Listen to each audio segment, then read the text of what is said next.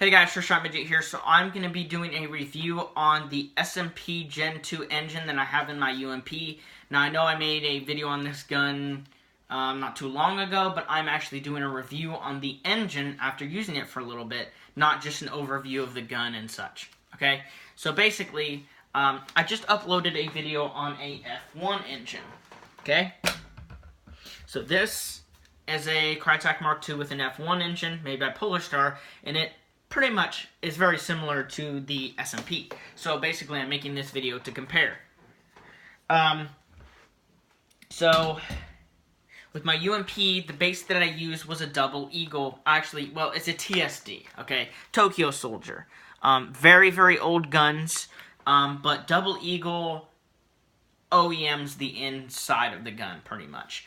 These haven't been made for like 6 years or so. These are very, very old guns. And basically, I spent 80 bucks on just the body. The externals is what I wanted. Now, I ended up using the stock hop-up, stock barrel, and I have a Lonex 50 bucking, I believe, in here. So I didn't see the need to replace the hop-up, especially because it's proprietary, but also it's metal. So, and there was no issue with it. The body's plastic and such. I did cut the cord, the hose, because it was too long, so I cut it so it's a little short. I love the length of it, though, and I did have to buy a new valve here, or nipple, or adapter, or whatever you want to call it. The old one, the SMP one, leaked. It didn't when I first got it. So basically what I did is I wrapped Teflon tape around here, and I bought a new one and slid it on here, and I haven't had leaking since. So, that's that. As far as the engine, again, it's the Gen 2. I'm not going to open the gun up and show you because I don't want to mess with the... I had a lot of nozzle alignment issues with this gun, and I don't really want to... Well, maybe I will. I'll show you the ECU. I'm using a JST LiPo. Or not... Did I say ECU? I meant FCU. So here's the FCU. Now, just like a lot of the other HPA engines, the cord is wrapped in this nice plastic mesh stuff, so it's a lot harder to pinch wires and such. This is the Wolverine Airsoft board, and these are pretty expensive for what they are. These aren't very good, in my opinion. There's a dwell screw and a rate of fire screw, and the screw is plastic, and that's a bad design. I broke the first one because I torqued it down too much. But it has a standard JST cord out of it. You know what? I'll go ahead and pop the pin out. Just to show you the engine that it is an SMP. But when I do this, it like pulls the hop up. Hopefully it'll shoot good, but we'll see.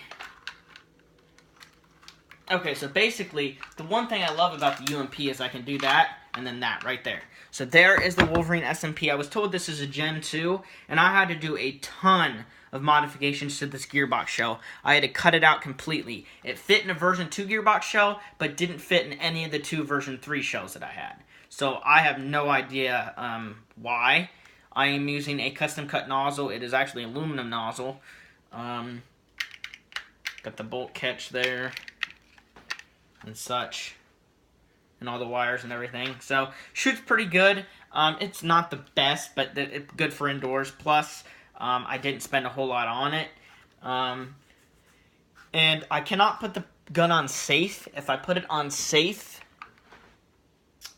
actually, what bucking is in here? Yeah, I think it's a Lonex 50. One of the older ones, though. What was I saying? I had to do a lot of modification to this thing to straighten up the nozzle alignment. I had to put a screw in the body here, okay, to basically pull the gearbox to a certain side so it's straightened. I had to put a rubber piece back here so that the gearbox kind of aligned itself. And it's still not a perfect seal. As far as in the hop-up, there's a little bit of air leak, especially when you're dry firing. You can feel some air come out of the hop-up, but that's not a big deal to me. Plus, I mean, the SMP is a really air-efficient engine, so, I mean, with a little bit of air leak, it's still pretty efficient, more efficient than my V12. So, the one thing that I do not like about the SMP engine, but also the F1 is like this. The trigger board is not very responsive on semi-automatic. Like if you try to spam it like my V12, with the V12 you can shoot probably, I can shoot probably 10 rounds a second on semi-automatic on that gun. 10 to 15 maybe. No, probably just around 10. And that's why I pinched and that's why the cords are covered in mesh there, so you don't pinch the wires.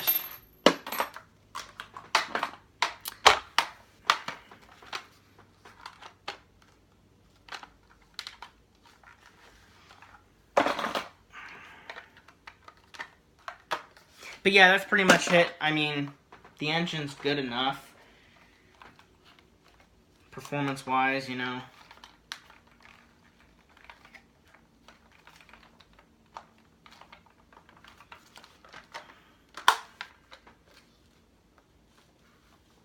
There we go, finally, okay. So again, back to the trigger not being super responsive. You hear it?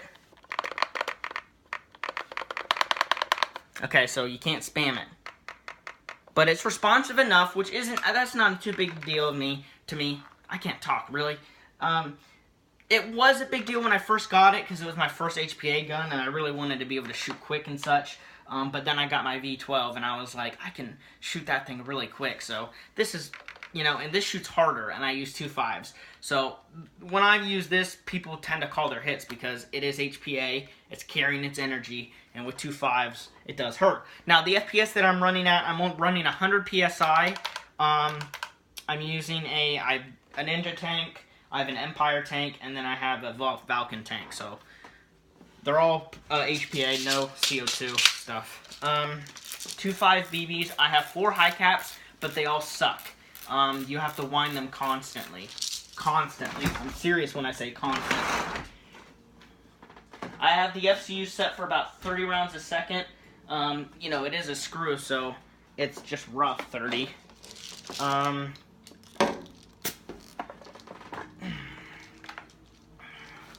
So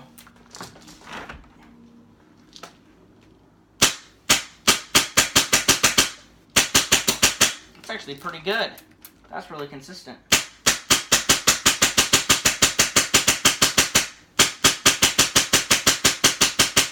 Dang, that's actually pretty good since the last time I shot it. Feet per second wise, at 100 PSI, that's what I'm at, right? Yeah, 100 PSI. It runs about 330, 320 with the 2.5, so still under the 380 indoor limit. But, you know, I could turn it up if people don't call their hits. I can turn it up, but people call their hits with this. And it's kind of loud, too. Do you hear that? It's quite loud. Pretty intimidating. Let's try full auto. Sometimes there's like a hiccup with it because it shoots fast and the mags can't feed, so you can get like a tiny burst out of it. See?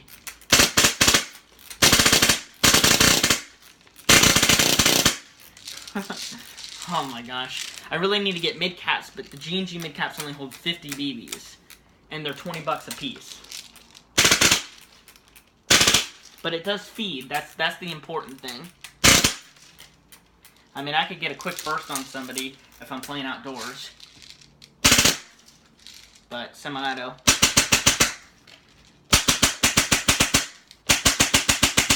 Oh, I love this thing. This thing is light too. This is lighter than James's Polar Star. I don't know how much, but it is lighter. He might argue it, but it is lighter. The whole body's plastic on this thing.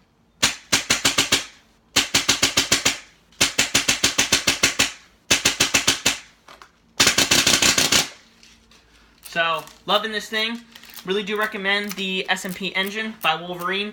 They have their Inferno out now, which I don't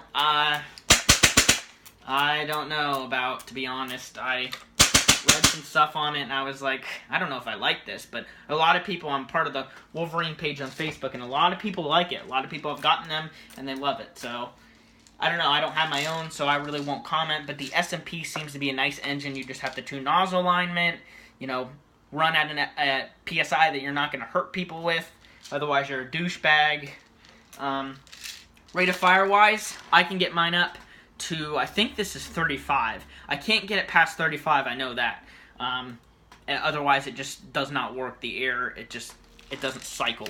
So, but I've seen people get theirs pretty high. So, depending on what PSI and what air rig you're using and what gun it's in, it might run well, it might not. But 30 is what this is at, and it's quick enough.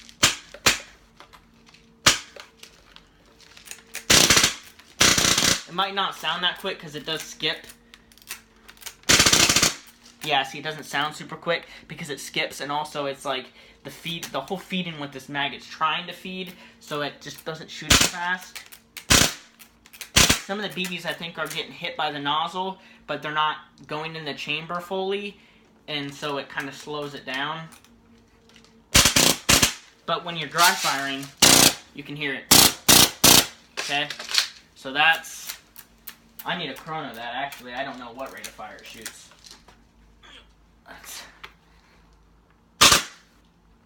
I don't know if I'm going to get a reading off this. Especially because the mag doesn't want to feed.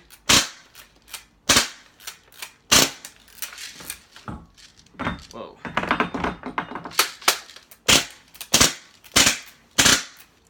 Alright, let's try it. See, it just does not feed very well. But, with the, mag out, you can tell it shoots quick. It's between 30 and 35, which is where I want it. I just wish it fed at that. But even if I'm using it on full auto outdoors or a full auto indoor game, and, I mean, it doesn't shoot 30 because it doesn't feed very well with this mag, I'm fine with that. I mean, I can just constantly wind it while I'm shooting, and you can get some rounds downrange. So, that's that. As far as air efficiency, it's not as air efficient, again, as the F1, but that's because I have a little bit of a nozzle leak. This tank was full, and I shot about... Actually, this tank was not full. No, this tank was not full, because I used this on the F1 video. So I used 500 PSI in that 300 round mag. I think it holds 400. So, roughly... just as air efficient as the F1, almost as air efficient as that F1. So, good air efficiency with this, totally happy with it. With the 3 tanks, I can play all day, easy. With my V12, I can even play all day with all 3 tanks being filled. So if you have any questions, comment below. But again, I do recommend the engine. Again, I run about 100 PSI and get about 320, 330 with the 2.5 at that PSI for indoors. If I take it outdoors, I did take it outdoors once and I kept it at the same, but I could put it to 120 and get like probably 370 with the 2.5, which is under 400 with the 2, but that'll hurt. So I'm more about air efficiency than FPS in my opinion. So thanks for watching, guys. Hope you enjoyed the video. Sorry for it being long. If you watched the whole video, say in the comments that you watched the whole video. You're a trooper. Thanks.